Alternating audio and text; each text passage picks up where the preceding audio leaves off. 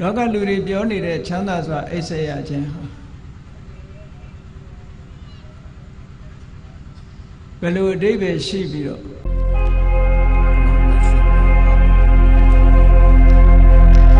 ဘုရားမြတ်စွာဆိုလိုတဲ့ချမ်းသာစွာအိပ်စက်ရခြင်းဆိုတာဘယ်လိုအဓိပ္ပာယ်ရှိတယ်လဲဆိုတာဒီကနေ့ညရှင်းလင်းပြီးတော့ဟောပြောကြရအောင်လောကလူတွေဟာနေထိုင်နဲ့ပတ်သက်ပြီးတော့ချမ်းသာဒုက္ခကိုလိုလားကြ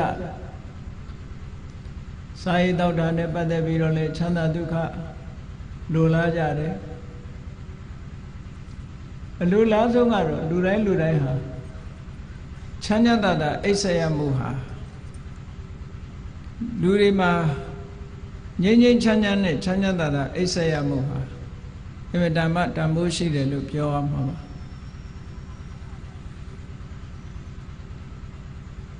ဒါနဲ့ပတ်သက်ပြီးတော့မြတ်စွာဘုရားဟောကြားတဲ့ချမ်းသာစွာအိပ်စက်ရခြင်းရဲ့အဓိပ္ပာယ်ကအလွန်လေးနက်မှုရှိတယ်ဆိုတာကိုဟဋ္ဌကသုတ်တံကိုလေ့လာကြည့်ခြင်းဖြင့်သိရှိနိုင်ကြပါတယ်ချမ်းသာစွာအိပ်စက်ရခြင်းအဓိပ္ပာယ်ကိုဟဋ္ဌကသုတ်တံမှာမြတ်စွာဘုရားကရှင်းလင်းဟောကြားထားတာဖြစ်ပါတယ်အင်္ဂုတ္တရနိကေမှာဟဋ္ဌကသုတ်ဆိုတာပါရှိတယ်တခါတော့ကမြတ်စွာဘုရားသခင်ကိုရောမြတ်အာလဝီပြည်အနီးနားကနွားအုပ်ကြီးဖြတ်တန်းသွားလာတဲ့တောထန်းတနေရာတိန်တပါဝနလို့ခေါ်တဲ့ရင်းတိုက်တောထဲမှာရှိတဲ့အရွက်ကျဲကျဲနဲ့ရှိတဲ့ရင်းတိုက်ပင်ကြီးတစ်ပင်ရဲ့အောက်မှာရှင်တော်ဘုရားဟာနားနေခဲ့တာဖြစ်ပါတယ်အဲ့ဒီအချိန်ကရာသီဥတုကလည်းအမတန်အေးမြတဲ့ဆောင်းရာသီဖြစ်တယ်ဆောင်းရာသီဖြစ်တော့ရင်းတိုက်ပင်ကအရွက်တွေဟာလည်းပဲကျွေတဲ့အရွက်ကကျွေးလာတော့အပေါ်မှာကြည့်လိုက်ရရင်ကျိုးတို့ကျဲတဲ့အနေအထားမျိုးရှိတယ်မြတ်စွာဘုရားသရင်သုံးတဲ့သစ်ပင်ပတ်ဝန်းကျင်မှာလည်းပဲဖြတ်တန်းသွားလာထားတဲ့နွားအုပ်တွေရဲ့ခြေရာတွေကအနှံ့အပြားဖြစ်လို့မြေပေါ်မှာနွားခြေရာဂျားကနေထွက်လာတဲ့သုဒဖွယ်ဖြစ်နေတဲ့မာကြောလာတဲ့မြေတွေကလည်းပဲအပေါ်မှာစုံချွန်နေတက်နေတော့ထိုရင်းတိုက်ပင်အောက်ရောက်အောင်လမ်းလျှောက်ဖို့ဆိုတာခဲရင်တဲ့အနေအထားမှာရှိတယ်ပေါ့နွားခွာရာကြားကထွက်တဲ့မားနေတဲ့မြေကိုနွားခွာရာစုလို့ဒီလိုခေါ်တယ်စုခဲ့လို့ခြုံပြီးတော့နေတယ်အဲ့ဒီပုံမှာလမ်းလျှောက်ဖို့ဆိုတာမြေတွေကအလွန်မာတဲ့အတွက်ကြောင့်ဖဏမပါပဲလမ်းလျှောက်မယ်ဆိုလို့ရှိရင်အမတန်လျှောက်ရခက်တဲ့အနေအထားပေါ့မြတ်စွာဘုရားသခင်ကိုရောမြတ်ကလည်းအရွက်ကျိုးတို့ကျဲတဲ့ရှိတဲ့ရင်းနိုင်ပင်ကြီးရဲ့အောက်မှာမြက်ကလေးတွေခင်းပြီးတော့ရက်ဖြာလေးပေါ်မှာထိုင်နေတာတပါးတဲ့အာလူပြည်နားမှာအဲ့ဒါလို့သတင်းသုံးနေတဲ့အချိန်နန်းနေစောစောအာလူမြို့ထဲကနေထွက်ပြီးတော့ရင်းနိုင်တော်ဘက်ကိုကျမကြီးအတွက်လမ်းလျှောက်ကြတောတန်းကိုဖြတ်တန်းပြီးတော့လမ်းလျှောက်လာတဲ့ထဲမှာဟဋ္ဌကအာလဝကဆိုတဲ့မင်းသားတဦးလည်းပါလာတယ်ပေါ့အေးဟဋ္ဌကအာလဝကမင်းသားဆိုတာဒီနေရာမှာဘယ်သူလဲလို့ဆိုလို့ရှိရင်အလုံးကြောက်ကြတဲ့ဇာလံတစ်ခုပါအာလူပြည်ကြီးရဲ့အနီးနားမှာတောတန်းတနေရာကညောင်ပင်ကြီးအုပ်အုပ်ဆိုင်ဆိုင်ရှိတယ် အဲ့ဒီညောင်ပင်ကြီးအနီးပါးမှာအာလဝကဘီလူကြီးရဲ့ဗိမာန်ရှိတယ်လို့ပြောတယ်သို့တော်လူတွေမြင်ရတာတော့ညောင်ပင်ကြီးပဲမြင်ရတယ်အာလဝကဘီလူကြီးရဲ့ဗိမာန်ကိုမမြင်ရဘူးအာလဝကဘီလူကြီးကညောင်ပင်အောင်ဝင်ရောက်တဲ့ပုဂ္ဂိုလ်တိုင်းကိုသူကအပိုင်စားရထားတယ်ဒါကြောင့်မို့ညောင်ပင်အောင်ဝင်လာလို့ရှိရင်တော့သူ့အစာဖြစ်ကြရတာများတယ်ပေါ့ဖြစ်ရပုံကတော့တနေ့မှာအာလူကြီးဘုရင်ကြီးကအချမ်းရံနေနဲ့တောကစားထွက်တာတောကစားထွက်တဲ့အခါမှာသမင်းနှကောင်တွေ့တော့ကိုယ်စီဝန်ချပြီးတော့ဝန်တာတွေကိုယ်စီနဲ့ကိုတာဝန်ပေးထားပြီးတော့ထိုသမင်းကိုအမိဖမ်းဖို့အတွက်ဝိုင်းရံထားကြတယ်အဲ့ဒီလိုဝိုင်းရံထားပြီးတော့သမင်းကိုခြောက်တဲ့အခါမှာအမတန်အကင်းပါတဲ့သမင်းက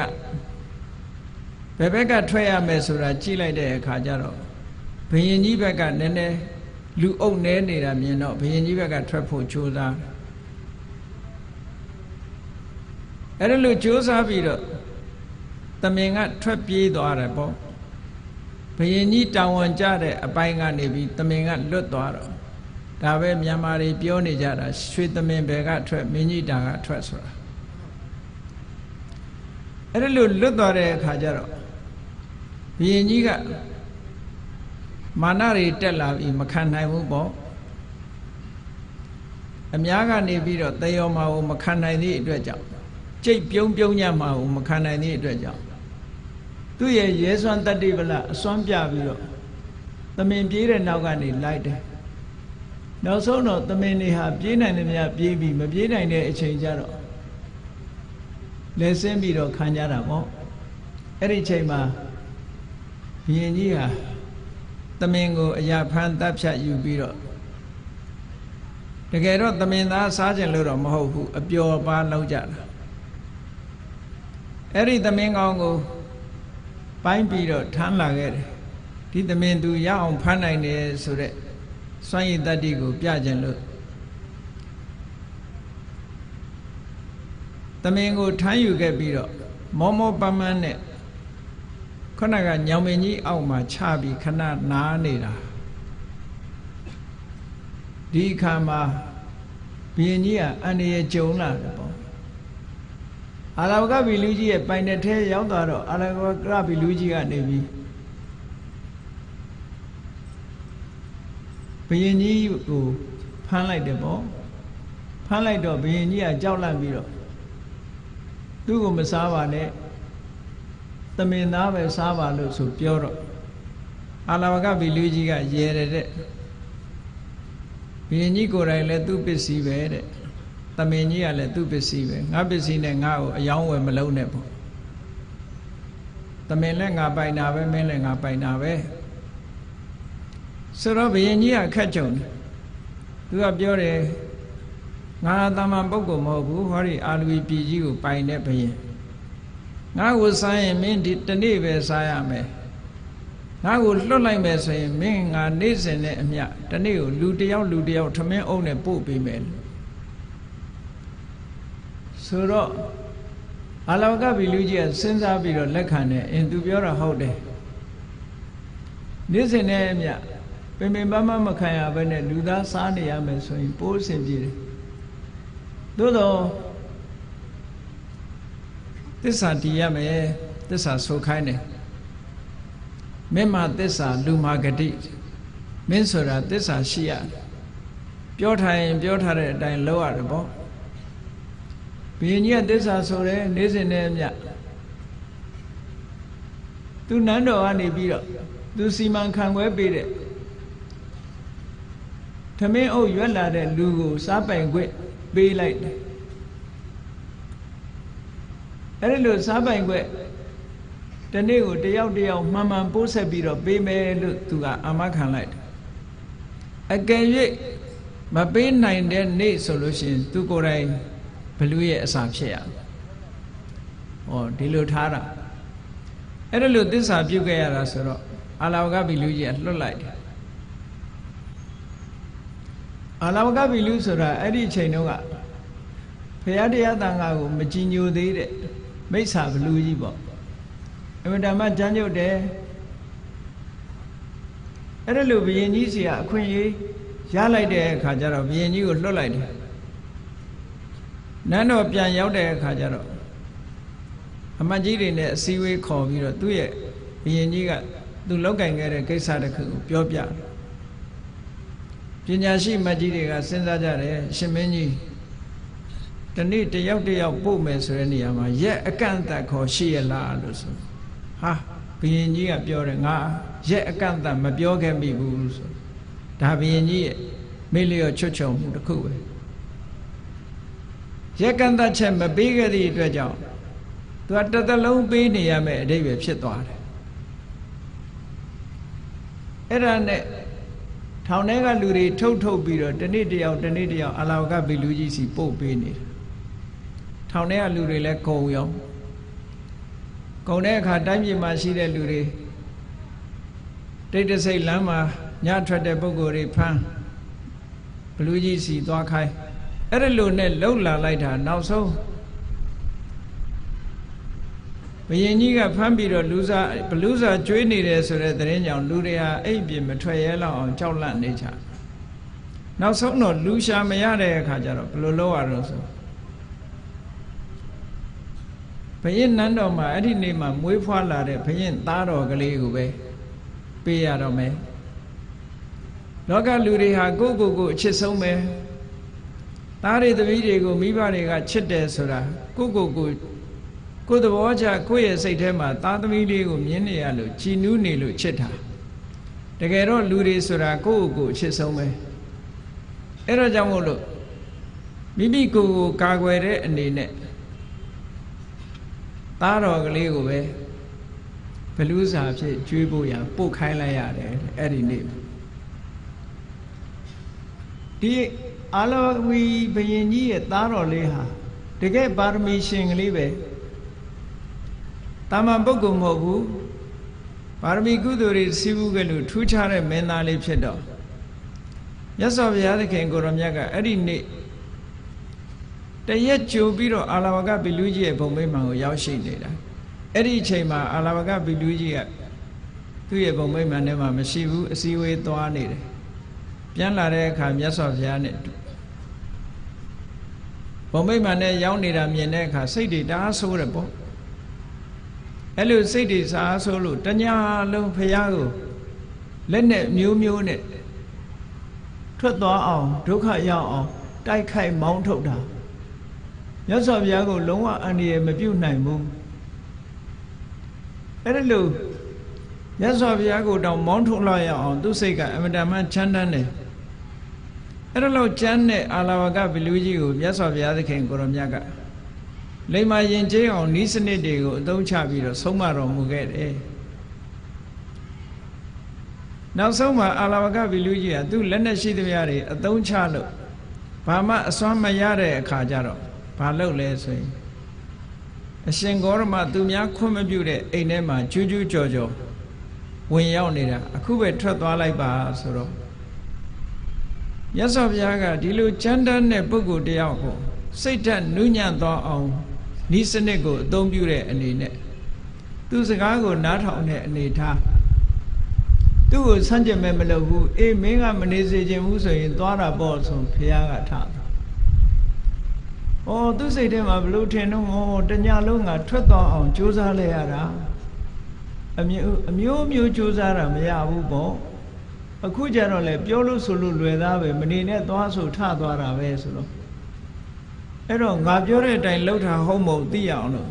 ရှင်ဂေါရမပြန်ဝင်ခဲ့ပါအောင်ဆိုတော့မင်းကဝင်စေခြင်းဝင်ခဲ့တာပေါ့ဆိုမြတ်စွာဘုရားကပြန်ဝင်လာနောက်တစ်ခါထွက်သွားပါအောင်ဆိုထွက်သွားလိုက်တယ်ဝင်လာခဲ့ပါအောင်ဆိုဝင်လာတယ်ဘာဖြစ်လို့မြတ်စွာဘုရားကဘလူးခိုင်းတာတွေလုပ်နေရတယ်လဲလို့ဆိုအင်မတန်စိတ်ကြမ်းတဲ့ဘလူးကြီးဟာစိတ်ဓာတ်ကလေးနုညံ့သွားအောင်လိုက်လျောစွာကျင့်ကြံကြုတ်ကုတ်အထုတ်တာဒီနီးစနစ်ကလေးတွေကတ တကယ်မှန်ကန်တဲ့ဤစနစ်ကလေးတွေပဲသိကြမ်းတမ်းတဲ့ပုဂ္ဂိုလ်တွေစိတ်ထက်နူးညံ့သွားအောင်လုပ်တဲ့နေရာမှာသူတို့နဲ့လိုက်လျောညီတွေဆန့်ကျင်ဘက်မလုပ်ဖဲနဲ့သူတို့နဲ့လိုက်လျောညီတွေနေတာထိုင်တာဟာလည်းပဲကြမ်းတမ်းတဲ့ပုဂ္ဂိုလ်တယောက်ကိုနူးညံ့သွားစေတယ်တဲ့နောက်ကြတော့ကြမ်းတမ်းတဲ့ပုဂ္ဂိုလ်ဆိုတာကြမ်းတမ်းတဲ့စိတ်ကိုသိပ်ပြီးတော့မစွန့်နိုင်ဘူးအတော်အသင့်နူးညံ့သွားတဲ့အခါနောက်တစ်ချိန်ကျတော့သူ့အတွေးကဘလို့တွေးတော့ဒီတစ်ခါရဟန်းဂေါရမထွက်သွားရင်တော့ခြေတော်နှချောင်းကင်ပြီးတော့ဂင်းငါမြေဟိုဘက်ကန်းထီအောင်ပြစ်မယ်လို့စိတ်ကူးတယ်အဲ့ဒါလို့စိတ်ကူးပြီးတော့ရဟန်းဂေါရမသူ့ဗိမာန်ထဲကထွက်သွားလိုက်ပါလို့ဆိုတော့မြတ်စွာဘုရားကအစွမ်းတတ္တိပြတဲ့အနေနဲ့ငါမထွက်နိုင်ဘူးတဲ့ဘာဖြစ်လို့တော့ဆိုတော့မင်းကငါ့ကိုထွက်သွားလို့ရှိရင်ခြေနှချောင်းကင်ပြီးတော့ဟိုဘက်ပြစ်မယ်လို့မင်းစိတ်ကူးနေတယ်ဆိုသူအံ့ဩသွားတယ်။အော်ငါတွေးတာတောင်သိပါလား။အင်မတန်တကူးကြီးတဲ့ပုဂ္ဂိုလ်ပါလားလို့စိတ်ဝင်စားလာတာ။ဟောအဲ့ဒီအချိန်မှာမြတ်စွာဘုရားကငါ့ကိုခြေနှချောင်းကင်ပြီးတော့ဟိုဘက်ပြစ်နိုင်တဲ့ပုဂ္ဂိုလ်ဆိုတာလောကမှာမရှိဘူးဆိုပြီးတော့ပြောတော့ဒါဖြင့်အရှင်ဂေါတမကိုပု္ပ္ပာမေးမယ်မဖြေနိုင်လို့ရှိရင်အရှင်ဂေါတမနှလုံးသားကိုခွဲပစ်မယ်လို့ကျမ်းတဲ့စကားဆိုပြန်တဲ့အခါမြတ်စွာဘုရားငါရဲ့နှလုံးသားကိုခွဲနိုင်လောက်အောင်မင်းမှစွမ်းတတ်တယ်မရှိဘူးမင်းမေးခြင်းတယ်ဆိုရင်တော့မင်းမေးတာတွေငါအကုန်ဖြေမယ်လို့အဲ့ဒီလိုခွင့်ပြုတဲ့အခါမှာမေးခွန်းနေမေးတာသူမေးတဲ့မေးခွန်းတွေကကတ္တဗဘုရားလက်ထက်တုန်းကအမေးနဲ့အဖြေ2မျိုးစလုံးရှိခဲ့တယ်ဒါကတ္တဗမြတ်စွာဘုရားလက်ထက်တုန်းကအမေးနဲ့အဖြေနဲ့ရှိခဲ့တာအဲ့ဒီရှိခဲ့တဲ့ထဲမှာအဖြေတွေမေးခွန်းတွေရဲ့အဖြေတွေကပျောက်သွားတယ်မေးခွန်းတွေပဲကျန်တယ်ဒါကြောင့်မို့ဒီမေးခွန်းတွေကို तू သိသိချင်နေတယ်ဘာတွေလဲဆိုတာအဲ့ဒါကြောင့်မို့အဲ့ဒီမှာမေးလိုက်တာဒီနေရာမှာမေးခွန်းနဲ့အဖြေကိုတော့ဘုန်းကြီးတို့မပြောတော့ပါဘူးနော်ဘဝအရေးစိတ်အေးရလေအောင်ဆိုတဲ့တရားထဲမှာဘုန်းကြီးတို့ဟောထားတဲ့ထဲမှာရှိပါတယ်အဲ့ဒီမေးခွန်းနဲ့အဖြေတွေအကြောင်းအဲ့ဒီမှာဒီနေရာမှာပြောချင်တာကတော့အာလဝကကြီးကိုဆုံးမလို့ယဉ်ကျေးပြီးတော့အာလဝကကြီးကဘုရားဘာသာအာလဝကဘီလူကြီးကဘုရားဘာသာဖြစ်သွားတယ်လို့ပြောအမတန်လိမ္မာယဉ်ကျေးပြီးတော့ဘုရားတရားတန်ခါဥဒိဋ္ဌာတွေဘယ်နေရာသွားဘုရားတရားတန်ခါဥဒိဋ္ဌာရှ िख ိုးလေးရဲ့သွားပါမယ်ဆိုတဲ့ပဋိညာဉ်ပေးထားတဲ့အချိန်နန္ဒမိုးတော်အလင်းရောက်တဲ့အချိန်မှာခုနကအာလူဝီဘုရင်ကြီးကသားတော်လေးနဲ့ထမင်းအုပ်ကိုပို့လိုက်တဲ့အချိန်ဘုရားကရောက်ရှိနေတဲ့အချိန်လေးနဲ့အမတန်မှကံကောင်းတယ်ဒီမင်းသားလေးဟာအကယ်၍သာမြတ်စွာဘုရားရောက်ရှိပြီးတော့မနေဘူးဆိုရင်ဘလူးစားခံရမယ့်အနေအထားမျိုးရှိတယ်ပေါ့လိမ္မာရင်ကျေးသွားလို့ဒီမင်းသားလေးပို့လိုက်တဲ့အခါကျတော့ဘလူးကြီးကသောတာပန်ဖြစ်သွားပြီစိတ်ဓာတ်တွေကမကြမ်းတော့ဘူးတတ္တဝါတွေပေါ်မှာကျင်နာရတဲ့စိတ်တွေတနာတဲ့စိတ်တွေမေတ္တာထားနိုင်တဲ့စိတ်တွေဝင်လာသောတာပန်ပုဂ္ဂိုလ်ဖြစ်သည့်အတွက်ကြောင့်ဘုရားတရားသံဃာကိုရိုသေလေးစားမှုကလည်းရှိလာပြီမိမိအသက်ပင်သေလင့်ကစားသူတစ်ပါးရဲ့အသက်ကိုတပ်ဖြတ်မှုဆိုတာလုံးဝမပြုတော့ဘူးဆိုတဲ့အနေအထားရောက်အဲ့တော့ဒီသူ့အတွက်အစာအဖြစ်လာပို့တဲ့မင်းသားလေးကိုတတ်ဖို့နေတာရှေးကလူသားတွေကိုလူတွေရဲ့အသက်ကိုတပ်ဖြတ်ပြီးတော့စားတောက်နေတယ်ဆိုတာတောင်သိရမှာသိသွားမှာကိုရှက်တဲ့အနေအထားမျိုးရောက်သွားတယ်ပေါ့အလွန်ရှက်တယ်ဒါသိမှသိဆိုးတယ်သို့တော့မြတ်စွာဘုရားနဲ့အတူတူထိုင်းနေတဲ့အချိန်မှာမြတ်စွာဘုရားအနီးနားမှာထိုင်းပြီးတော့လိမ္မာရင်ကျေးစွာနေတဲ့အချိန်မှာဘလူးကြီးကိုမင်းသားလေးနဲ့သမင်းအုပ်ကိုလာပြီးတော့ဆက်တာတဲ့အခါမှာဘလူးကြီးကမင်းသားလေးကိုလှမ်းယူလိုက်ပြီးတော့မြတ်စွာဘုရားကိုလှူဒန်းလိုက်တယ်တဲ့အဲ့တော့ဒီမင်းသားလေးဟာမင်းချင်းယောက်ျားတွေလက်ကနေပြီးတော့ဘလူးကြီးလက်ရောက်သွားတယ်ဘလူးကြီးလက်ကနေပြီးတော့မြတ်စွာဘုရားလက်ထဲရောက်သွားတယ်ဘုရားကိုလှူလိုက်တာ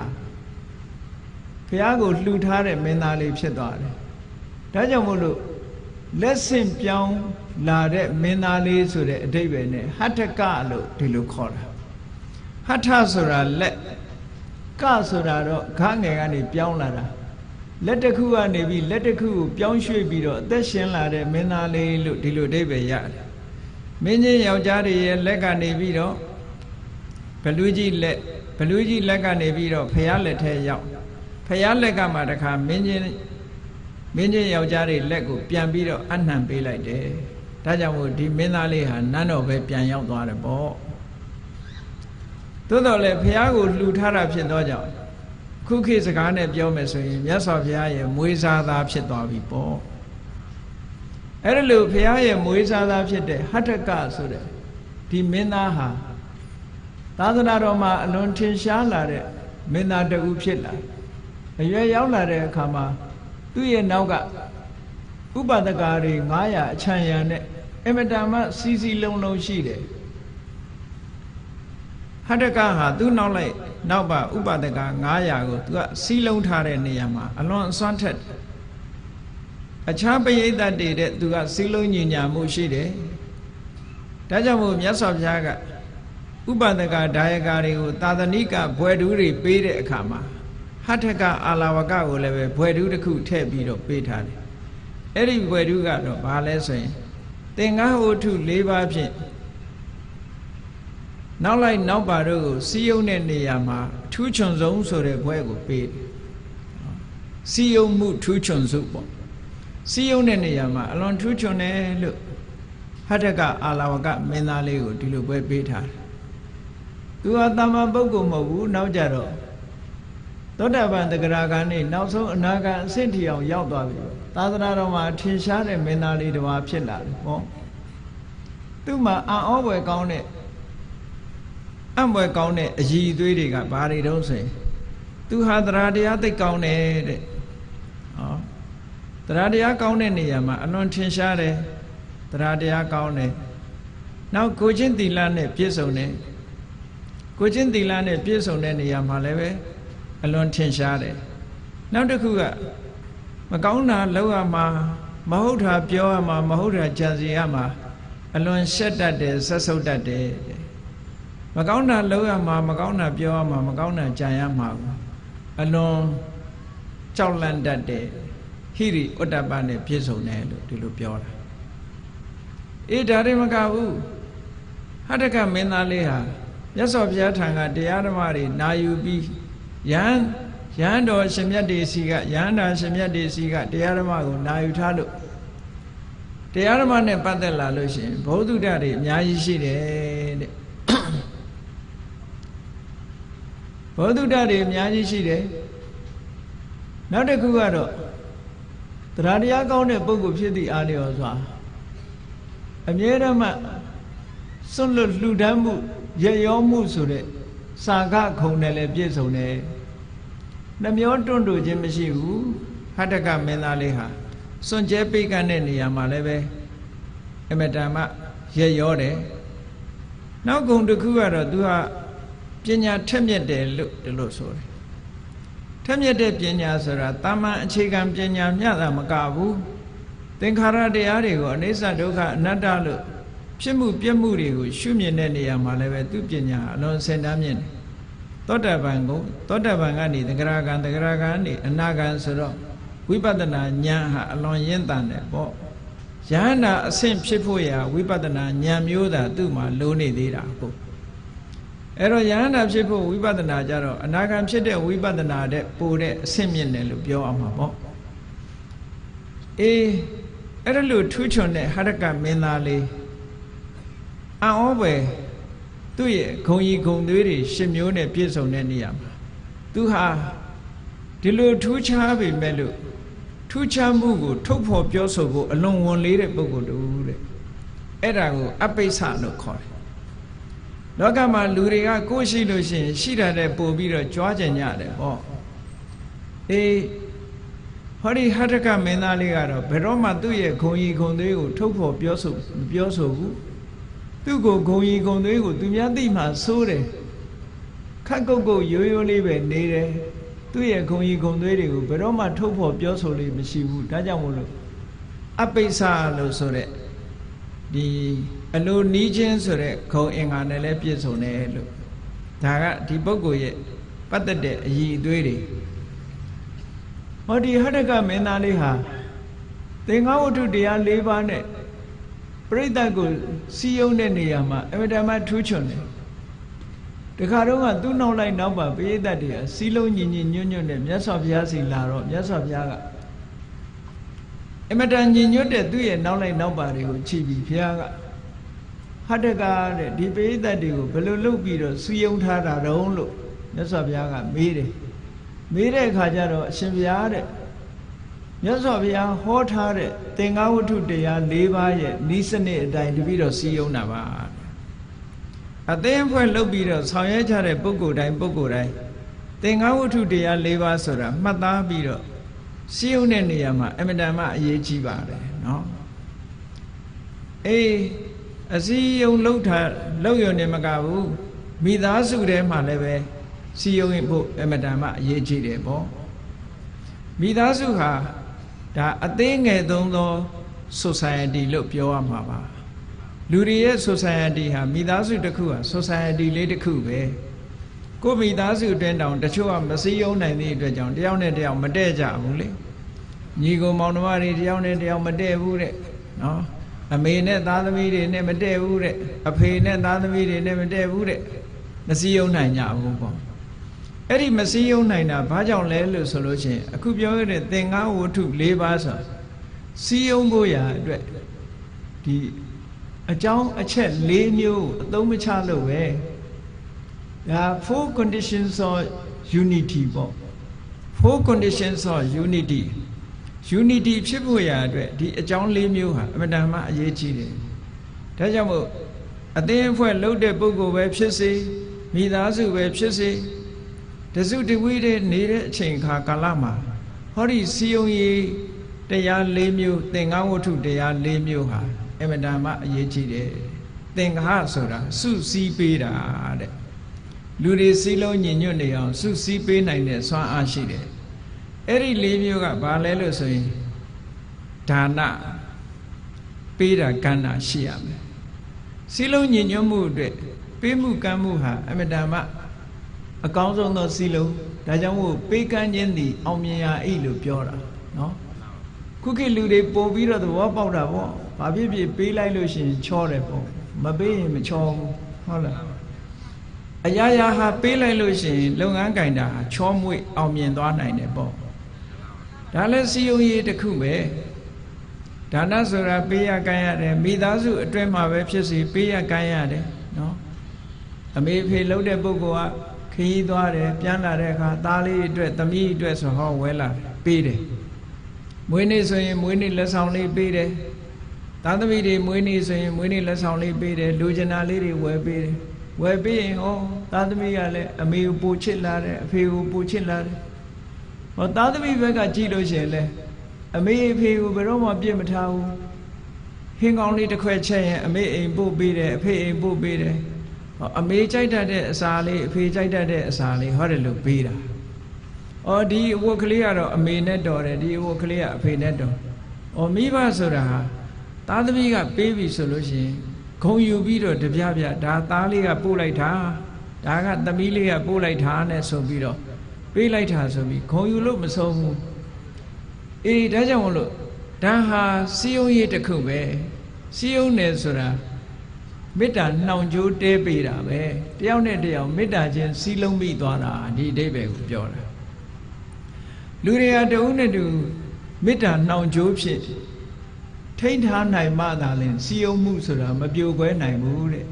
မိသားစုအတွင်းမှာလည်းပဲဒီမေတ္တာနှောင်ကြိုးမေတ္တာကြီးထွားလာအောင်လုပ်တဲ့နည်းစနစ်ဟာအခုလိုတန်ဖိုးတွေမကြီးလာပေမဲ့လို့ပေးမှုကမ်းမှုလေးကိုမပြတ်လုပ်ပေးရတယ်တဲ့ဇနီးမောင်နှံတူဆိုလို့ရှိရင်လဲနော်အေးယောက်ျားလုပ်တဲ့ပုဂ္ဂိုလ်ကဇနီးကိုလက်ဆောင်ပန္နာပေးတာသူကြိုက်တတ်တဲ့အစာလေးပေးတာဝဲလာတာဟောတူနဲ့တူဟာမေတ္တာနှောင်ကြိုးကပို့ပြီးတော့ခိုင်မြဲလာတယ်အဲ့ဒါလို့တူကျင်နာမှုတွေနဲ့ပေးကြခန်းကြပြီဆိုလို့ရှိရင်ဟောဒီဌာနပေးခန်းခြင်းသည်အောင်မြင်ရာဤဆိုတဲ့အတိုင်းအရေးကြီးဆုံးသောစီလုံးရေးတစ်ခုဖြစ်ပါတယ်အပေါင်းအသင်းထဲမှာအသင်းအဖွဲ့ထဲမှာတူဟာ ပေးရတယ်ကမ်းရတယ်အဖွဲ့အသင်းတစ်ခုလှုပ်ထားလို့ရှိရင်ကိုယ့်အိမ်မှာစားစရာရှိရင်ဟေးလာကြဟေးတို့အဖွဲ့ဝင်တွေခေါ်ပြီးတော့ကြွေးတယ်နော်မြတ်မြတ်တာရှယ်ယာလှုပ်ကြတယ်ဟောအဲ့ဒီလိုလှုပ်ချင်းဖြင့်ပို့ပြီးတော့စီလုံးမှုတွေရလာနိုင်တယ်ပေါ့အေးဒါနဆိုတာရှိတာတခါတရံဒါလေးနဲ့လုံလောက်ပြီလားလို့ဆိုမလုံလောက်သေးဘူးပေးယုံကမ်းယုံလေးနဲ့မလုံလောက်သေးဘူးဒါကြောင့်မို့ဒုတိယတစ်ခုမြတ်စွာဘုရားကထပ်ဖြည့်ဟောတယ်ဒါကဘာလို့ဆိုပေယဝိဇ္ဇာကျင်နာတဲ့စကားပြောဖို့ယဉ်ကျေးတဲ့စကားပြောဖို့ချစ်ခင်ပွေရာစကားပြောဖို့လိုအပ်သေးတယ်အေးတချို့ကပေးတာတဲ့ဒီစကားပြောတဲ့အခါမှာကျင်ကျင်နာနာယဉ်ကျေးကြီးပြောတာကိုပူသဘောကျတယ်အဲ့ဒါလို့ယဉ်ကျေးကြီးသဘောကျတော့ဒီအတွက်ကြောင့်မြတ်စွာဘုရားကပေးမှုကမ်းမှုအပြင်တဲ့ပြောဆိုဆက်ဆံတဲ့အခါမှာအကိုအရွယ်ဆိုရင်အကိုလို့ခေါ်ရမယ်ညီလေးအရွယ်ရဆိုရင်ညီလေးလို့ခေါ်ရမယ်အမအရွယ်ဆိုအမနော်အေးတချို့ကျတော့မတန်အရွယ်ကြီးခေါ်တာရှိသေးတယ်ကိုယ်ရငယ်ရဲ့တန်းနဲ့အန်တီလို့သွားခေါ်ရင်ရံဖြစ်ခံမှာပဲအဲ့ဒါနော်ကိုနဲ့ဓာန်တူကြီးသွားပြီးဦးလေးလို့ခေါ်လို့ရှိရင်လည်းဒုက္ခပေးမှာပဲအဲ့ဒါမျိုးဩသူတန်ရာလေးခေါ်ပြီးတော့ယဉ်ကျေးကြီးပြောဆိုဆက်ဆံမယ်ဆိုလို့ရှိရင်စီးလုံးမှုဟာပို့ပြီးတော့အောင်မြင်လာနိုင်တယ်ဒါကြောင့်မို့မြတ်စွာဘုရားကဒုတိယလောက်ရမှာကပေယဝိဇ္ဇာတဲ့စီယုံရေးအတွက်နော်ချစ်ခင်ပွဲရာယဉ်ကျေးတဲ့စကားမျိုးနဲ့ပြောဆိုဆက်ဆံရမယ်။ဩနောက်တစ်ခုအသုံးပြုရမယ်စီယုံရေးတစ်ခုကဘာလို့ဆိုအဋ္ဌစရိယအဋ္ဌဆိုတာအကျိုးသို့မဟုတ်ကိစ္စစရိယဆိုတာပြုလုပ်ပေးတာတစ်ဖက်သားမှာကိစ္စရှိလို့ရှိရင်ကြည့်ပြီးတော့မနေဘူးအေးတို့တော့မအားသေးဘူးမသွားနိုင်ဘူးဆိုတာမလုပ်ဘူးကိုယ့်အလုပ်ကိုအသာပယ်ထားပြီးတော့သူ့တောင်သူ့အလုပ်သူ့မှာအရေးကြီးတဲ့ကိစ္စရှိရင်ဝိုင်းဝန်းဆောင်ရွက်ပေးကြတယ်အေးတစ်ဖက်သားရဲ့ကိစ္စကိုမနေတတ်ဘူးဝိုင်းပြီးတော့ဆောင်ရွက်ပေးတယ်ဆိုဟိုလူကကျေးဇူးတွေတင်လို့မေတ္တာတွေတက်ဝင်လာတယ်ပေါ့ဒါကြောင့်မို့အဋ္ဌစရိယာဆိုတာလည်းအမတန်အရေးကြီးတယ်ပေါ့တချို့ကချိုးသားတဲ့စကားကိုပြောပြီးမဲ့လို့လက်မပါတာရှိသေးတယ်လေအလုံးလုံးဆရာရှိတဲ့အခါကျတော့ရှောင်းဖဲနေလို့ရှိရင်အေးဒီလူကသူကိစ္စရှိရင်သာသူများကိစ္စရှိရင်ဘယ်တော့မှဆိုမလုပ်ဘူးခေါင်းတိတ်နေတတ်တယ်ဆိုတဲ့အမြင်နဲ့စီယုံရေးဟာပြက်ပြားသွားနိုင်တယ်ဒါကြောင့်မို့မနေဘူးသူများကိစ္စရှိရင်ဝိုင်းဝန်းကူညီဆောင်ရွက်ပေးမှုအဋ္ဌစရိယာဆိုတာလည်းပဲစီယုံရေးအတွက်အရေးကြီးတဲ့အရာတစ်ခုဖြစ်တယ်ပေါ့နောက်ဆုံးတစ်ခုကတော့ဘာလဲဆိုရင်တမဏတ္တတာလူတွေဟာတဦးနဲ့တူဆက်ဆံတဲ့အခါမှာထမ်းတူဆက်ဆံဖို့လိုအပ်တယ်တချို့ကတော့မတူမတန်လှုပ်တတ်တယ်မတူမတန်လှုပ်ပြီးတော့အထင်သေးပြီဆိုလို့ရှိရင်မေတ္တာတွေခံသွားနိုင်တယ်ပေါ့ကိုယ်ရဘလောက်ပဲငယ်မတူမတန်သဘောမထားဘူးအလေးထားတယ်တန်ဖိုးထားတယ်တန်ဖိုးထားပြီးတော့ဆက်ဆံတယ်မိမိနဲ့ကိုယ်တူထားတယ်ဟောအဲ့ဒါလို့မိမိနဲ့ဓာန်တူထားပြီးတော့ဆက်ဆံတတ်ပြီဆိုလို့ရှိရင်စီယုံမှုဟာအောင်မြင်တယ်ဒါကြောင့်မို့မြတ်စွာဘုရားကဒါနပေယဝိဇ္ဇာအဋ္ဌစရိယတမဏတ္တတာတဲ့အဲ့ဒီ၄မျိုးဟာတကယ်စီယုံရေးကောင်းတဲ့နေရာမှာ၄မျိုးဖြစ်တယ်ပေါ့ဟောဒီစီယုံရေး၄မျိုးမှာအသုံးမပြုဘူးဆိုလို့ရှိရင်တဲ့မိသားစုအတွင်းတောင်မှမိဘဟာသားသမီးရဲ့အကျိုးမခံစားရတတ်ဘူးမိဘပင်ဖြစ်နေကြစားသားသမီးကမိဘကိုပြစ်ထားတတ်တယ်ဩသားသမီးကမိဘကိုပြစ်ထားသလိုမိဘကလည်းသားသမီးကိုပြစ်ထားအချင်းချင်းအစီမကူကြဘူးပေါ့ဒီလိုဖြစ်တတ်တယ်တဲ့ဒါကြောင့်မို့မြတ်စွာဘုရားကအဲ့ဒီစီယုံရေး၄မျိုးဟာဘယ်လောက်ထိအရေးပါတယ်လဲလို့ဆိုလို့ရှိရင်မြင်းလဲတို့လှဲတို့ဘိန်းကျွတ်မသွားအောင်ဘေးကနေပြီးတော့ဂလန်ကလေးတတ်ထားတာနဗံဆောင်လို့ခေါ်တယ်အဲ့ဒီနဗံဆောင်လို့ပဲအမတန်မှအရေးကြီးတယ်တဲ့ဆိုလိုတာခုခေတ်ကားဆိုရင်တော့ဒါနတ်ပေါ့နော်ဘိန်းကျွတ်သွားလို့ရှိရင်ဒီကားဟာဆက်သွားလို့မရတော့ဘူးပေါ့လောကကြီးဟာစင်ဆက်မပြတ်စီယုံရေးဟာအောင်မြင်နေဖို့ရာအတွက်ဟောဒီ၄မျိုးဟာအမတန်မှအရေးပါတဲ့အခန်းကဏ္ဍရှိတယ်လို့ဒီလိုဟောလို့တာအေးဟရကမင်းသားလေးကိုမြတ်စွာဘုရားကနေဒါလောက်များတဲ့ပရိသတ်ကိုဘလို့စုစည်းထားတာတော့ဘလို့စည်းရုံးထားတော့ဆိုတော့အရှင်ဘုရားဟောထားတဲ့ဒီသင်္ဃဝတ္ထုတရား၄ပါးအတိုင်းတပိတော့ စီလုံးထားပါတယ်ဗျာတဲ့သူစီလုံးပုံလေးကတစ်မျိုးလူတွေကို၄မျိုးခွဲလိုက်တယ်လူတွေကို၄မျိုးခွဲလိုက်တယ်တချို့ကပေးတာကမ်းတာကြိုက်တဲ့လူရှိတယ်အဲ့ဒီလူပေးတာကမ်းတာကြိုက်တဲ့လူဦးစားပေးပြီးတော့ပေးကမ်းတယ်ပေါ့အဲ့ဒီနည်းနဲ့စီယုံတယ်တချို့လူတွေကပေးတာကမ်းတာကိုသိပြီးတော့တန်ဖိုးမထားဘူးစကားပြောရင်မာပြောရင်ဟုတ်လားမကြိုက်ဘူးချိုချိုသားသားပြောမှကြိုက်တဲ့လူမျိုးကြတော့ချိုချိုသားသားပြောပြီးတော့စီယုံတယ်ပေါ့တချို့ကပေးတာကမ်းတာလည်းအဓိကမထားဘူးချိုချိုသားသားပြောတာလည်းအဓိကမထားဘူးကိစ္စဝိစ္စရှိလို့ရှိရင်ဝိုင်းကူလုံးလို့ရှိရင်ကျေးဇူးတင်တတ်တယ်အဲ့ဒါကိုတန်ဖိုးထားတဲ့လူဆိုလို့ရှိရင်လည်းသူကိစ္စကိုခရီးတစ်ဆိုင်ဝမ်းဆောင်ရွက်ပေးတယ်အဲ့ဒီနည်းဖြင့်စီယုံတယ်တချို့ကြတော့ပေးတာကမ်းတာလည်းအဓိကမထားဘူးချိုချိုသားသားပြောတာလည်းအဓိကမထားဘူးကိစ္စဝိစ္စဆောင်ရွက်ပေးတာလည်းအဓိကမထားဘူးသူအဓိကထားတာဘာတော့ဆိုရင်ကိုယ့်ကိုအထင်သေးမြင်သေးနဲ့ဆက်ဆံလာလို့ရှိရင်မခံနိုင်ဘူးတဲ့ဓာတ်နုထားပြီးဆက်ဆံတာကိုသဘောကျတယ်ဆိုတဲ့ပုဂ္ဂိုလ်တွေကိုဓာတ်နုထားပြီးတော့ဆက်ဆံပါတယ်တဲ့ဟောတာအာလဝကမင်းသားလေးကပရိသတ်ကိုစုစည်းနီးစီယုံနီးပဲသူကအဲ့ဒါလို၄မျိုးခွဲပြီးတော့လူတွေရဲ့အကြိုက်အတိုင်းစုစည်းလိုက်တာနောက်တစ်ခုသူဖြည့်ဆွက်ပြီးတော့လျှောက်တာလေးတစ်ခုရှိတယ်အရှင်ဘုရားတဲ့လောကလူတွေဟာဒီလိုစီယုံယုံနေမကဘူးတဲ့လူတွေဟာတပည့်တော်စကားနားထောင်မို့ရလောက်နားထောင်မို့ရနောက်တစ်ခုအကြောင်းကတော့တပည့်တော်ကပစ္စည်းဥစ္စာချမ်းသာတဲ့မင်းသားတစ်ပါးတဲ့ဟုတ်တယ်လောကလူတွေကရွှေရှိမှအမျိုးတော်တာလေဆင်းရဲတဲ့လူရဲ့စကားဆိုရင်နားထောင်မှာမဟုတ်ဘူးတဲ့တပည့်တော်ကချမ်းသာတယ်ချမ်းသာတဲ့မင်းသားဂုဏ်ရှိတဲ့မင်းသားဆိုတော့တပည့်တော်ဘာပြောရဟောဆင်းရဲပြီဘာမှစားစရာမရှိဘူးဆင်းရဲမွဲတေတဲ့လူတယောက်ကဥဆောင်မယ်ဆိုရင်ဘယ်သူမှလိုက်မှာမဟုတ်ဘူးအဲ့တော့ချမ်းသာဖို့ဆိုတာလည်းပဲလိုအပ်သေးတယ်တဲ့ဆိုလိုတာကဓနဂုဏ်လေးကလည်းရှိရအောင်ဒါကြောင့်လူတိုင်းဟာချမ်းသာအောင်တော့ကြိုးစားကြအောင်ကြိုးစားကြပစ္စည်းဥစ္စာနဲ့ပြည့်စုံအောင်ကြိုးစားပစ္စည်းဥစ္စာနဲ့ပြည့်စုံပြီဆိုလို့ရှိရင်လူရဝင်လာလူရဝင်တယ်လူလောကကိုရွှေရှိမှအမျိုးတော်တယ်ဘူးသီးသီးမှအမျိုးတော်တယ်ဆိုတာဒါတကယ်ပဲစားစရာမရှိဘူးဆိုရင်အမျိုးတောင်မှပဲမတော်ပါဘူးလှုပ်ချင်တာနော်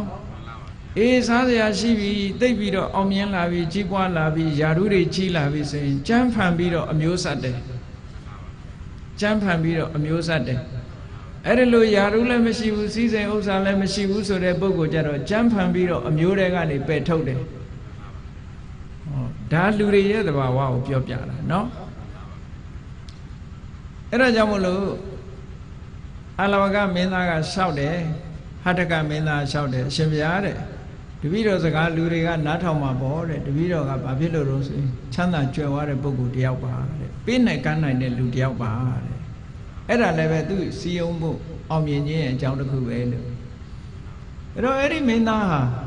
တရက်ကြတော့မြတ်စွာဘုရားခုနကသတင်းသုံးနေတဲ့နေရာမနေ့စောစောသူကအညောင်းပြေညာပြေလမ်းလျှောက်ရင်းကနေဘုရားသတင်းသုံးတဲ့တစ်ပင်ကြီးကဖြတ်သွားတော့ဘုရားကိုမြင်တာပေါ့မြင်တဲ့အခါကျတော့အရှင်ဘုရားတဲ့ချမ်းသာတာအိပ်ဆက်ရပါရဲ့လားလို့မေးတာမနေ့စောကြီးဆိုတော့အဲ့နေညမြတ်စွာဘုရားအဲ့ဒီတစ်ပင်အောက်မှာပဲသတင်းသုံးတဲ့အနေထားရှိတယ်ပေါ့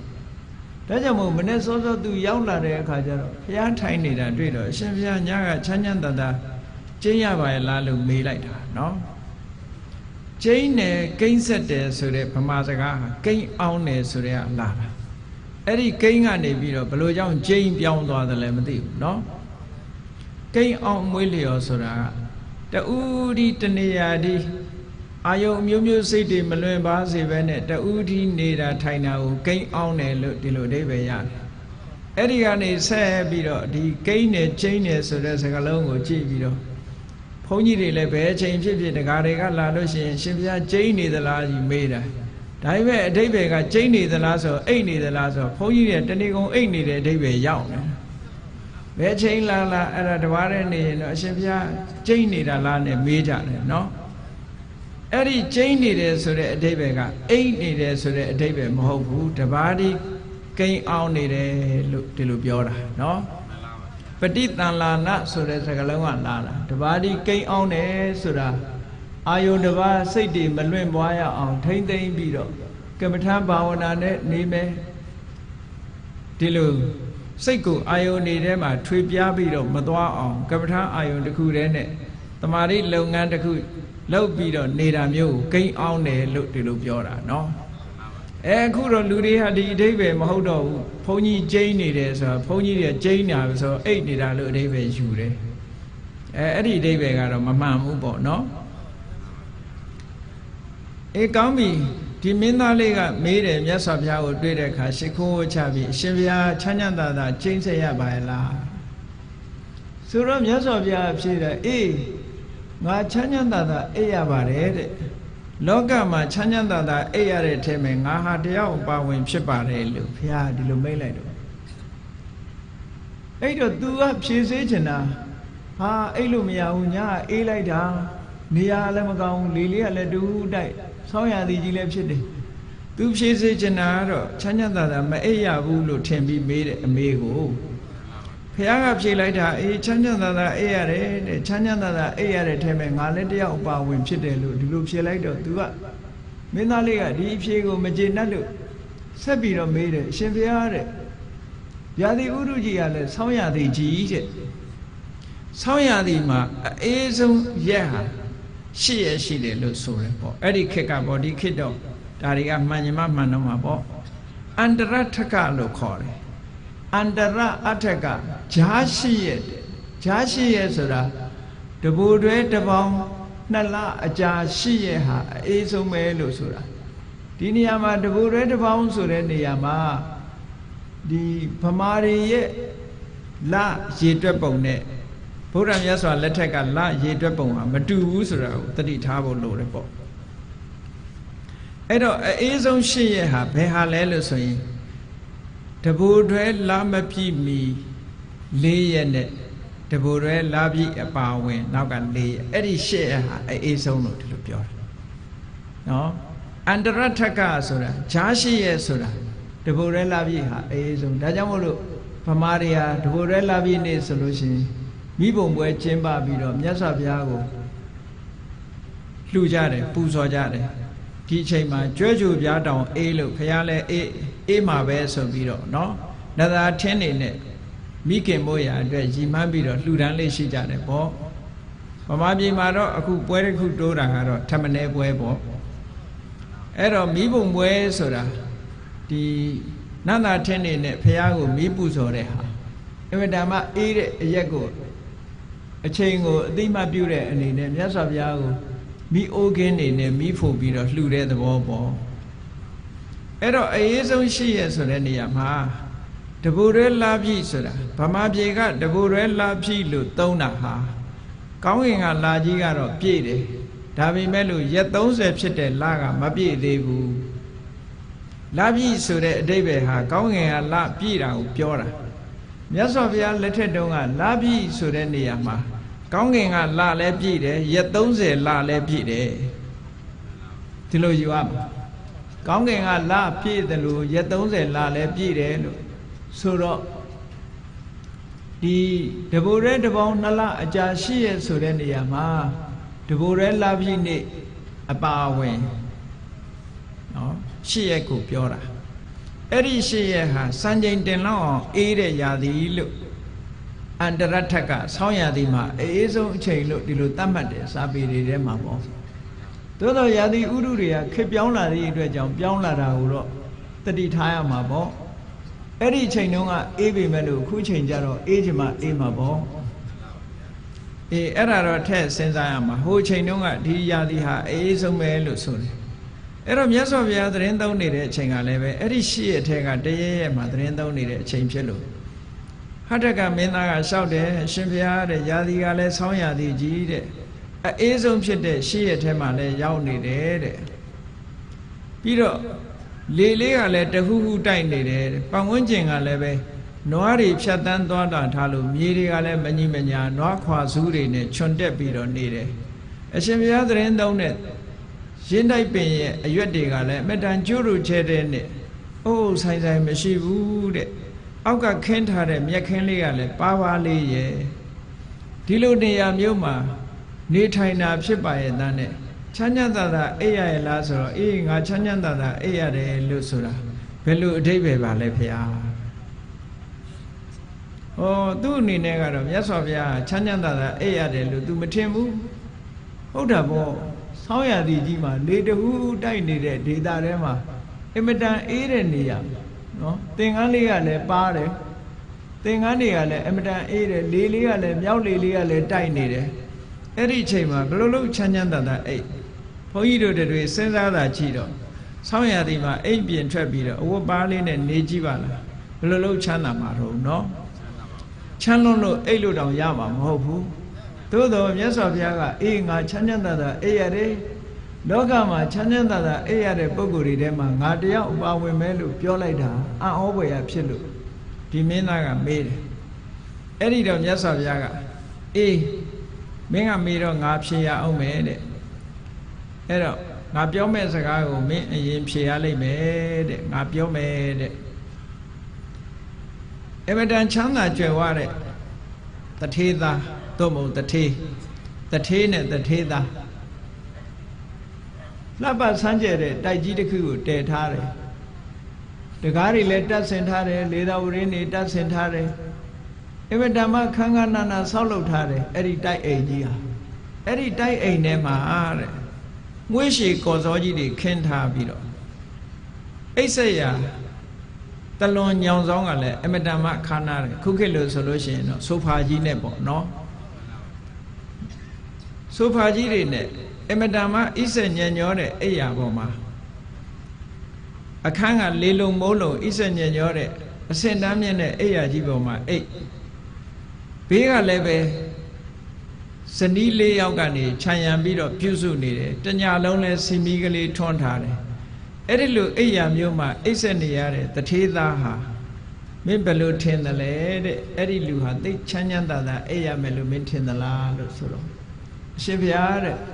အဲ့ဒီလိုစီးစိမ်မျိုးနဲ့ရှိတဲ့တထေးသားဟာဒီလိုအခြေအနေမျိုးမှာအိယာမယ်ဆိုရင်တော့အလွန်ချမ်းချမ်းသာသာအိယာမှာဖြစ်ပါတယ်လို့မင်းသားလျှောက်တယ်ဒါလောကလူတွေကဒါဟာစိန်ကြတယ်လို့ပဲယူဆမှာပေါ့အဲ့ဒါလို့အိယာမျိုးမှာအိတ်လျရလို့ရှိရင်စိန်ကြတယ်လို့ပဲပြောကြမယ်ချမ်းချမ်းသာသာအိပ်ရတယ်လို့ပဲပြောကြမှာပဲသူလည်းအဲ့ဒီတိုင်းပဲဖြေလိုက်တယ်အဲ့ဒီတော့မြတ်စွာဘုရားကချမ်းချမ်းသာသာအိပ်ဆက်ရခြင်းအဓိပ္ပာယ်ကိုဒီမင်းသားနားလည်အောင်ထပ်ပြီးတော့ရှင်းပြမြတ်စွာဘုရားကျုပ်တို့ကျဲတဲ့နဲ့သစ်ပင်အောက်မှာ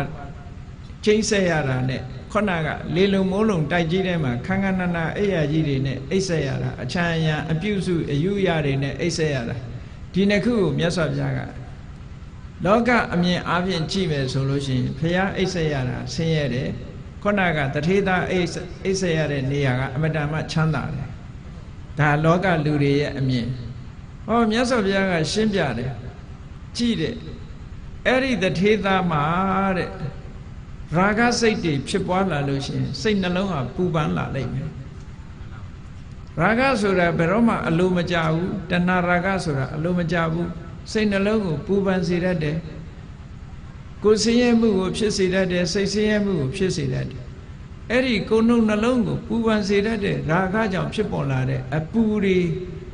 အဲ့ဒီအပူတွေရှိနေမယ်ဆိုလို့ရှိရင်ဘလောက်ကောင်းတဲ့အိယာဘောအိတ်ချမ်းချမ်းသာသာအိတ်ဆက်တာဆိုတာဖြစ်နိုင်ပါမလားတဲ့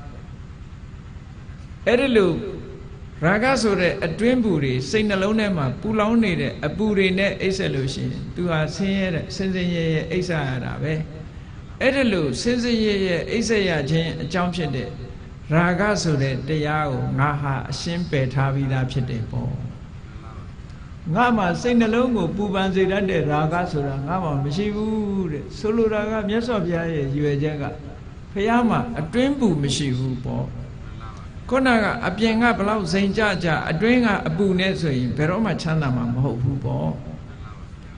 စိတ်နှလုံးအေးချမ်းမှုဆိုတာအပြင်နဲ့သိပ်ပြီးမဆိုင်ဘူးအတွင်းနဲ့ပို့ပြီးတော့ဆိုင်နေပေါ့အပြင်နေထားဘလောက်ကောင်းကောင်းเนาะအပြင်နေထားဘလောက်ကောင်းနေအတွင်းသားက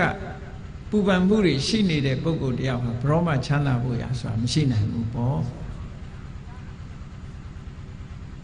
ဩ အပေါ်ယံရွှေမုံကျဲအထဲကနောက်ချေးခံဆိုတာလို့အတွင်းထဲကအပူတွေစုနေတဲ့ပုဂ္ဂိုလ်တယောက်ရဲ့နှလုံးသားဟာဘယ်တော့မှအေးချမ်းမှာမဟုတ်ဘူးတဲ့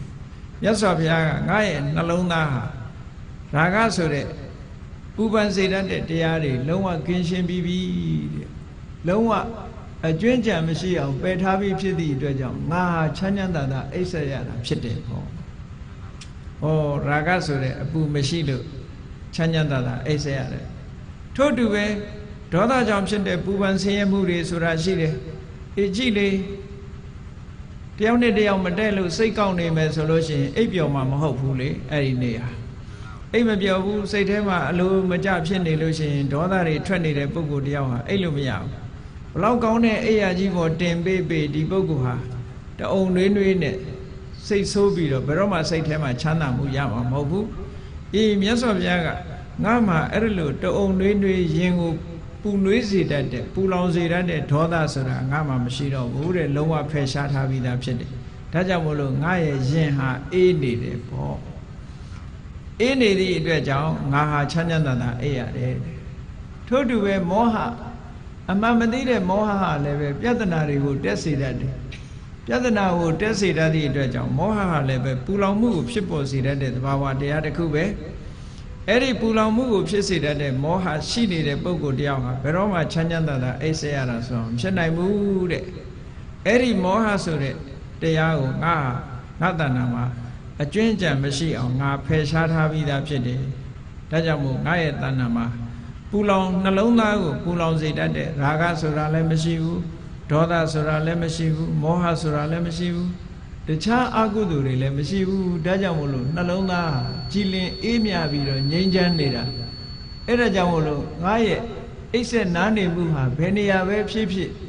အတွင်းကနှလုံးသားအေးချမ်းနေသည့်အတွက်ကြောင့်ဘယ်တော့ပဲဖြစ်ဖြစ်ချမ်းသာနေတာပဲလို့ဒီလိုဟောတာအဲ့တော့ဘုန်းကြီးတို့တွေကအပြင်ပန်လေးကိုကြည့်ပြီးတော့ချမ်းသာတယ်လို့ပြောနေကြတာအတွင်းကပူလောင်နေတာကိုလူတွေကမသိဘူးအတွင်းပူနဲ့အပြင်ပူဆိုတဲ့နေရာမှာအပြင်ပူကခံနိုင်တယ်အတွင်းပူကမခံနိုင်ဘူးလောကလူတွေဒုက္ခရောက်နေတာဟာအတွင်းပူကြောင့်ဒုက္ခရောက်နေတာအတွင်းပူရှိလာလို့ရှိရင်အပြင်ပူတဲ့ဆိုးတယ်ပေါ့အပြင်ပူတာကတခဏမျှတာပူတာအတွင်းပူပြီဆိုလို့ရှိရင်တတန်တရာလုံးဒုက္ခရောက်သွားနိုင်တယ်ပေါ့အေးဒီအခြေအနေတွေကိုရည်ညွှန်းပြီးတော့မြတ်စွာဘုရားသခင်ကိုရောမြတ်ကလောကမှာတဲ့အတွေ့အတာမှုတွေမရှိဘူးမုန်းတိမှုတွေမရှိဘူး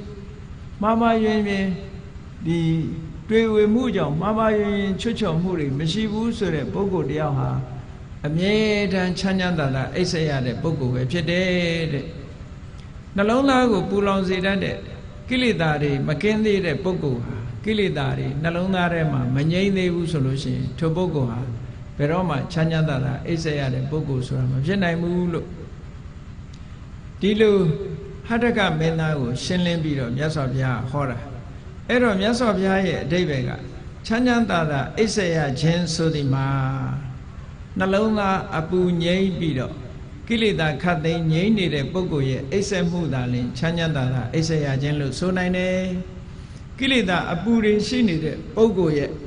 အစဉ်တမ်းမြင့်တဲ့အိပ်ရာကြီးတွေပေါ်မှာအိပ်ပြီးတော့အပြင်ပန်းအပြင်ဇိမ်ကြတယ်ချမ်းသာတယ်လို့ဒီလိုထင်ရတော့လေအတွင်းပူတွေနှိမ့်ဆက်နေသည့်အတွက်ကြောင့်ပူလောင်မှုတွေနဲ့လုံးဝနေရလို့သူ့ရဲ့စိတ်နှလုံးဟာအေးချမ်းမှုမရှိဘူးစိတ်နှလုံးအေးချမ်းမှုမရှိသည့်အတွက်ကြောင့်အဲ့ဒီပုဂ္ဂိုလ်ဟာချမ်းချမ်းသာသာအိပ်ဆက်ရတယ်ဆိုတဲ့အဓိပ္ပာယ်မရပါဘူးတဲ့စင်စင်ရဲရဲပဲအိပ်ဆက်ရပါတယ်တကယ်လည်းပဲလောဘဒေါသမောဟဆိုတာတွေရဲ့အနောက်အရှက်ကြောင့်ထိုပုဂ္ဂိုလ်ဟာဘယ်တော့မှချမ်းချမ်းသာသာအိပ်ဆက်ရမှာမဟုတ်ဘူးစိတ်ထဲမှာအလိုမကျမှုတွေနဲ့လုံးပန်းပြီးတော့အလိုမကျတွေနဲ့ထွေးလုံးပြီးတော့စိတ်နှလုံးဟာပူလောင်နေသည့်အတွက်ကြောင့်စိတ်ငြိမ်းချမ်းမှုဆိုတာလုံးဝမရနိုင်ဘူးတဲ့အေးဒါကြောင့်မို့မြတ်စွာဘုရားသခင်ကိုရောမြတ်ကချမ်းသာစွာအိပ်ဆက်ရတယ်ဆိုတဲ့တကယ်အဓိပ္ပာယ်ဟာနှလုံးသားအေးချမ်းမှုရှိမှချမ်းသာစွာအိပ်ဆက်ရတယ်ရာဂဒေါသမောဟစတဲ့ကိလေသာတွေချုပ်ငြိမ်းမှသာလျှင်တကယ်ကိုအေးချမ်းတယ်ဆိုတာကိုပြောလို့ရမယ်ချမ်းသာစွာအိပ်ဆက်ရတယ်ဆိုတဲ့ပုဂ္ဂိုလ်ဟာတကယ်ကိုရာဂဒေါသမောဟငြိမ်းချမ်းတဲ့ပုဂ္ဂိုလ်မှသာဖြစ်နိုင်တယ်ပေါ့အေးလောကလူတွေဟာမအိပ်ရလို့အိပ်ဆေးတောက်ရတဲ့ပုဂ္ဂိုလ်တွေရောမရှိဘူးလား စိတ်ငြိမ်စေဆိုပြီးတော့တောက်နေရ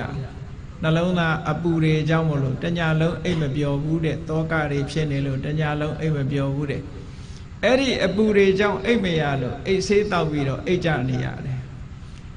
ဒါဟာတကယ်အဖြေမဟုတ်ဘူးတကယ်အိတ်ဆေးကတော့မြတ်စွာဘုရားရဲ့တရားတော်သာဖြစ်တယ်ပေါ့ဘယ်ချိန်ဒီတရားတော်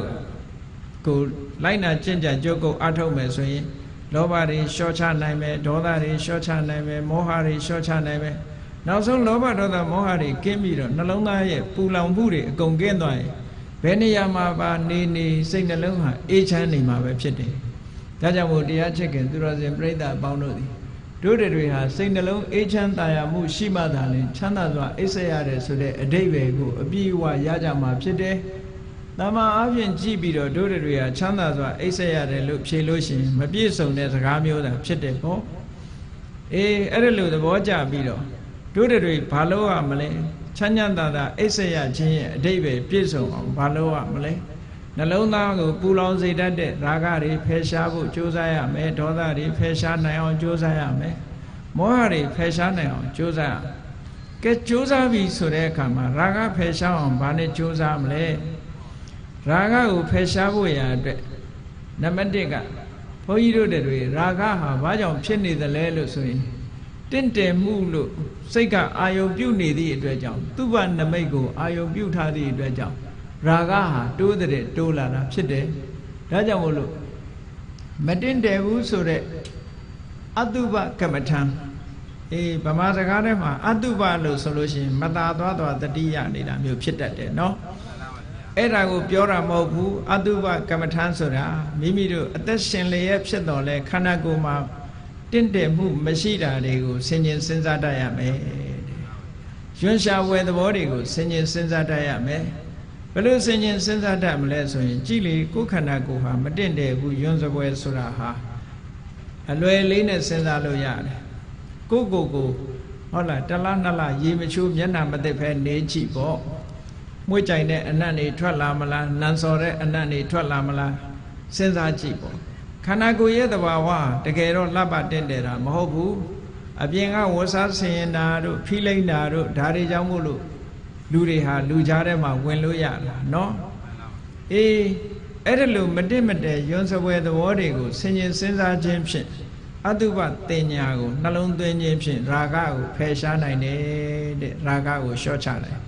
ရာဂရော့ကျသွားတာနဲ့တပြိုင်နက်နှလုံးသားရဲ့ပူလောင်မှုတွေရော့ကျသွားမယ်ရော့ကျသွားတာနဲ့တပြိုင်နက်ချမ်းသာသာအိပ်ဆက်ရဖို့ဖြစ်ပေါ်လာလိမ့်မယ်ထို့တူပဲဘုန်းကြီးတို့တွေရဲ့နှလုံးသားထဲမှာမုန်းတိမှုတွေကိုတိမ့်ထားမယ်ဆိုလို့ရှိရင်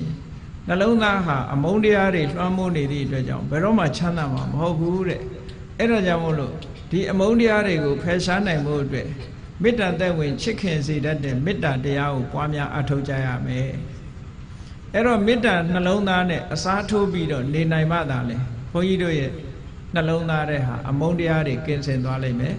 မေတ္တာသက်ဝင်ချစ်ခင်တဲ့ကြည်လင်အေးမြတဲ့စိတ်ဓာတ်ကိုရရှိလာတဲ့အခါမှာချမ်းသာသာအိပ်ဆက်ရမှုဆိုတာဖြစ်ပေါ်လာမှာပါအဲ့ဒါလို့မဟုတ်ဘဲနဲ့အမုန်းတရားတွေနှလုံးထဲမှာထားမယ်ဆိုလို့ရှိရင်ဘယ်တော့မှချမ်းသာသာအိပ်ဆက်ရမှုဆိုတာရမှာမဟုတ်ဘူးတဲ့ထို့တူပဲအသိဉာဏ်ကင်းမဲ့နေကြမယ်ဆိုလို့ရှိရင်လှုပ်တင်တာနဲ့မလှုပ်တင်တာခွဲခြားမသိဘူးမသိသည့်အတွက်ကြောင့်မလှုပ်တင်တာတွေလှုပ်လိုက်မယ်လှုပ်တင်တာတွေကိုမလှုပ်ဘူးဆိုရင်ပြဿနာတွေတက်မယ်ပြဿနာတွေတက်ရင်ထိုပြဿနာကြောင့်စိတ်တွေဟာတည်ငြိမ်မှုမရဘူးတဲ့မောဟကြောင့်ဖြစ်ပေါ်လာတဲ့ရင်ထဲမှာပူနွေးစေတတ်တဲ့အခြေအနေမျိုးတွေရောက်လာတယ်ဒါကြောင့်မို့အဲ့ဒီမောဟကိုပယ်ဖြောက်ဖို့ရာအတွက်အသိပညာရအောင်ကြိုးစားကြရမယ်အသိပညာရဖို့ရာအတွက်